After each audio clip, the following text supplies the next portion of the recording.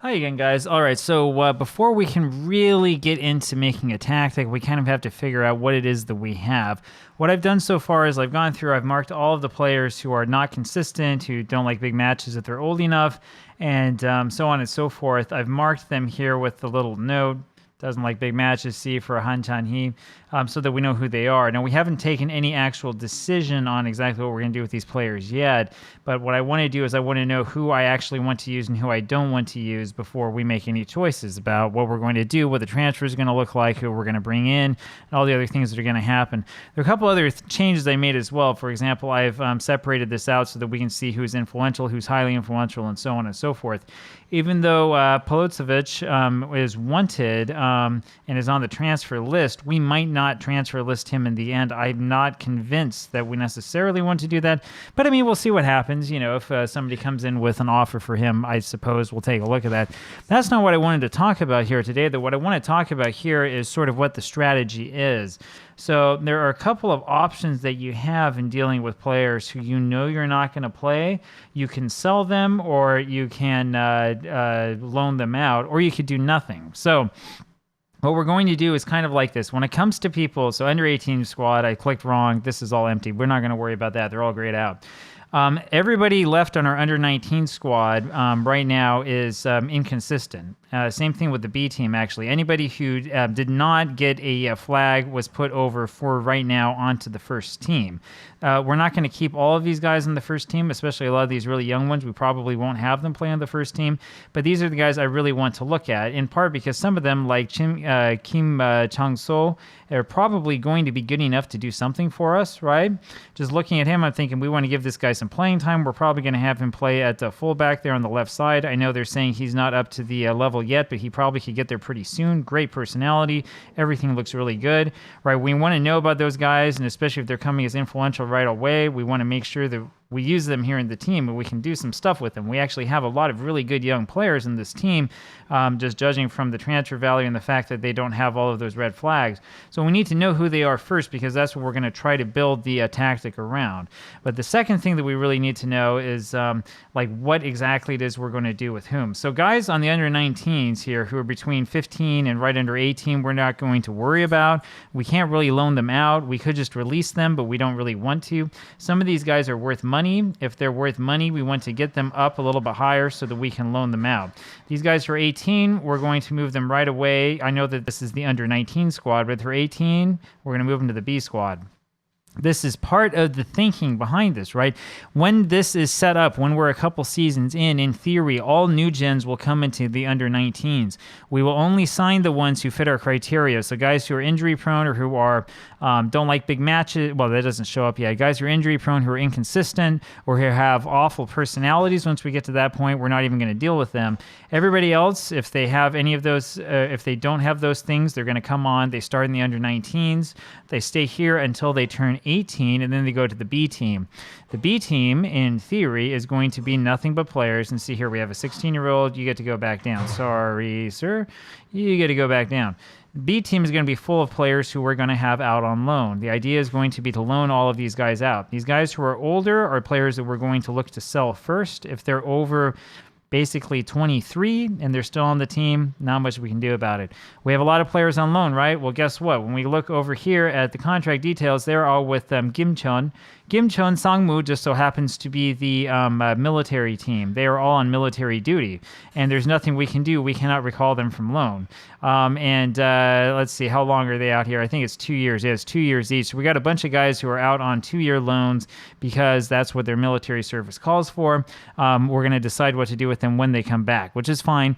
All of those players we stick here on the B squad, because then when I look at the first team squad, I don't have to think about it. I don't have to worry about it, right? So that's the approach that we're going to take. As I said, everybody here is a player that we are going to try to loan out. Now, when it comes to players on the first team, we do have that choice between, are we going to, these guys who have these flags who I'm probably not going to play. The question is, are we going to loan them out or are we going to sell them?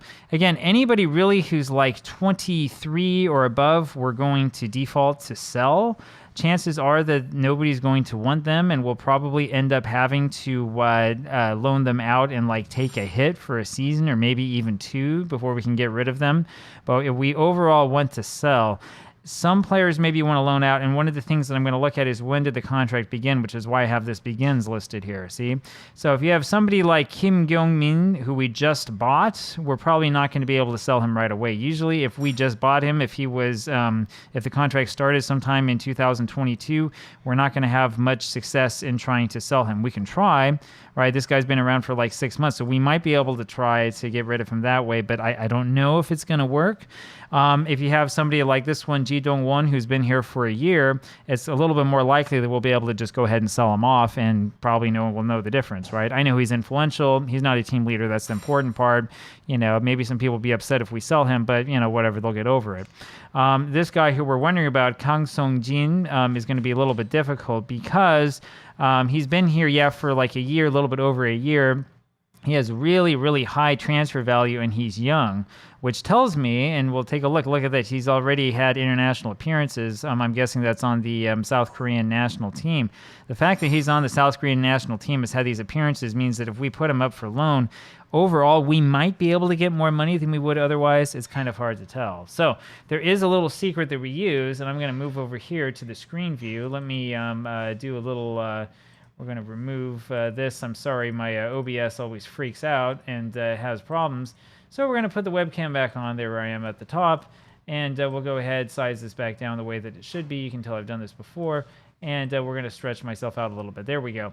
So what we're going to do is we're going to look at a way that we have of figuring out what to loan players out for. Just so happens this isn't showing up. I'm going to put this down in the comments. There is a calculation that I've made. The calculator won't show up either. How about that? We'll go back to this view. There's a calculation that you can make that I've detailed on my blog, the FM Projects blog, and I'll put the link down below, that will tell you how to calculate this. Basically, you want to take the lowest end of the transfer value. So for Kang Song-jin, that's going to be 13 million. And you're going to want to divide that by, let's see what it is, 192. Right, so the way that this works, somebody on Reddit figured this out a while ago, is you take the amount that they're making, divided it by 12, divided by 4, and then divided by 4 again. Divide the whole thing by 192, and that will give you what opposing teams are likely to want to pay for the guy per week, right? Because when you're loaning him out, you want people to pay for him per week. You don't want to loan these guys out for free. This is why we got rid of the loan manager, because it's kind of stupid to have a loan manager when we can do all of this ourselves, and we can have probably more success doing so. So we go over here to transfer, offer to clubs. For some reason it doesn't open. There we go. See, he would prefer to stay here, but he'd like to stay at FC Seoul. Okay, whatever. I'm sorry, but he can talk with other teams. 13 million divided by 192 is 67,000, and he's making what, 2.3 thousand per week. So it's 67,708.33. And we just do a real simple thing. We subtract 2,300 from that number. That gives us, we can make probably 100% of his wages here on a potential loan, and it gives us a whole bunch left for a potential monthly fee, right? So the monthly fee is kind of going to be what is left over. And the amount left over here is going to be, what, 65,000 euros per month. And so we will go ahead and choose that here, 65. We won't choose 70. We won't round up. We're actually rounding down a little bit to get to 65. And that is the amount that we could ask for this guy per week. Now, we're not necessarily going to get that much from the teams that come in, right? This doesn't work in the sense that, like, every time you get this set up, you're going to get this amount back. But what frequently happens in Football Manager is if you have a whole bunch of guys listed out for loan like this, you're going to get a whole bunch of responses. In average, you'll end up with more players loaned out for money than otherwise. In short, if you have a guy who's worth 13 million euro when you come into the game, at least that's the theoretical transfer value, loan him out if he's this young, but don't loan him out for free. Ask for money. You should be making money off of him. if he's amenable to it, go ahead and sell him. This player in particular doesn't look like he really wants to leave the team right now. I bet you that we could loan him out. He could probably get his stock a little bit higher, and we could keep him on until he's like 21, 22, and just let somebody come in for him without transfer listing him. That's the idea, because then you get more money from him overall. We'll see if it works or if it doesn't work. In my experience, sometimes it works, sometimes it fails spectacularly. But overall, this is the idea that we have behind doing this. Older players, again, we're going to default to sell, but if they sign the contract this year, we're probably going to end up having to eat it, and then we can go ahead and loan them out. Let's look at this guy, Hwang Sung-min, as another example. So his worth as a player is estimated on the low end at 24,000. Again, divided by 192, and the number that we get when we do that is 125. He's making more than 125 per week. He's making 850. So when we loan him out here, offer to clubs, we're probably not going to be able to ask for much. We'll probably be able to ask for 10% of his salary, and that'll be about it. Paying monthly fee when there is none, we put it at unspecified, because if you ask for 0, you will get offers of 0, as frustrating as that will be. So, yeah, well, that's kind of what you do if it doesn't fit this pattern exactly. And there you have it. I mean, that's basically what we do to try to thin the squad out a little bit and get rid of guys. Now, as you know, I can't move forward until I create a tactic. It's not going to let me just, move forward and sell a bunch of guys first. So the next video, we're going to sit down and look at this and finally come up with a tactic. I'll see you then. Bye-bye.